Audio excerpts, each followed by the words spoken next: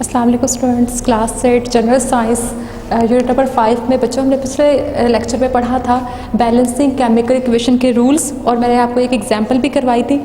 हम उसको पहले रिवाइज करते हैं कि वो रूल्स क्या थे। फर्स्ट ऑफ ऑल आपने क्या करना है, बैलेंसिंग अनबैलेंस केमिकल इक्वेशन लिखनी है।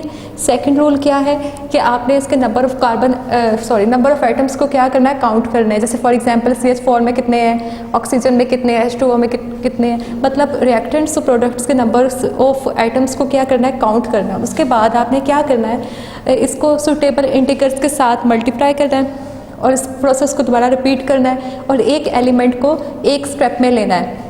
नेक्स्ट स्टेप में हम दूसरे एलिमेंट को बैलेंस करेंगे। अब फॉर एग्जांपल आपके पास एक एग्जांपल है CH4 plus oxygen H2O CO2 बना है, मतलब पानी बना और कार्बन डाइऑक्साइड बनी है। और बच्चों मैंने आपको पिछले लेक्चर में समझाया था G फॉर गैस, इसका मतलब ये गैस की फॉर्म में। अगर स्मॉल s लिखा होता है इसका मतलब सॉलिड की फॉर्म में, अगर L है वो लिक्विड की फॉर्म में एलिमेंट्स है, अगर AQ है तो उसका मतलब वाटर की फॉर्म में। ओके, तो यहाँ देखें CH4 है, ये ऑक्सीजन के साथ मिला है तो वाटर बनेगा और कार्बन डाइऑक्साइड बनेगा। लेकिन ये बैलेंस है या नहीं, पहले हम देखते हैं। C के कितने, अब ये कार्बन है, कार्बन के आइटम्स देखते हैं। रिएक्टेंट में कितने हैं, एक कार्बन आइटम। प्रोडक्ट में देखें कितने हैं, एक, तो इसका मतलब कार्बन क्या है, बैलेंस है। अब देखें हाइड्रोजन को, हाइड्रोजन में रिएक्टेंट में कितने हैं, 4 और प्रोडक्ट में कितने हैं, 2, इसका मतलब ये अनबैलेंस है। ऑक्सीजन को देखें, ऑक्सीजन रिएक्टेंट में कितने हैं, 2 और प्रोडक्ट में कितने हैं, 3, 2 इधर है और एक इधर, कितने हुए, 3, तो इसका मतलब ये भी अनबैलेंस है। अब इसको बैलेंस करने के लिए क्या करेंगे, हम सुटेबल इंटीजर से मतलब सुटेबल नंबर के साथ मल्टीप्लाई कर देंगे। अगर हम इधर भी 2 लगाएं, इधर भी 2 लगाएं तो देखते हैं कि बैलेंस हुआ है या नहीं। अब देखें कार्बन तो हमारे पास पहले ही बैलेंस था। हाइड्रोजन को देखें, जहाँ 2 लगाने से यहाँ देखें 4 हाइड्रोजन आइटम रिएक्टेंट में है। अब प्रोडक्ट में देखें 2 इंटू 2 मतलब 4, तो इसका मतलब 4 हाइड्रोजन आइटम यहाँ भी थे, प्रोडक्ट में भी हो गए, रिएक्टेंट में भी हो गए, तो हाइड्रोजन क्या हो गया, बैलेंस हो गया। अब ऑक्सीजन को देखें, ऑक्सीजन को इससे मल्टीप्लाई होके कितने हो जाएंगे, 4 आइटम्स रिएक्टेंट्स में और प्रोडक्ट्स में देखें, प्रोडक्ट्स में 2 इधर है और 2 कार्बन डाइऑक्साइड के साथ है। इसका मतलब 4 आइटम्स इधर भी रिएक्टेंट्स में भी हो गए, प्रोडक्ट में भी हो गए, तो ऑक्सीजन क्या हो गया, बैलेंस हो गया। अब दूसरी आपके पास एग्जांपल है, कैल्शियम क्लोराइड है, ये सोडियम डाइकार्बोनेट के साथ मिलेगा तो क्या बनाएगा, कैल्शियम कार्बोनेट और NaCl नमक बनाएगा। अब इसके आइटम्स देखें, फर्स्ट ऑफ ऑल हमारे पास कैल्शियम आइटम्स है, रिएक्टेंट में 1 है, अब प्रोडक्ट में देखें कितना है, 1, तो इसका मतलब कैल्शियम क्या है, बैलेंस है।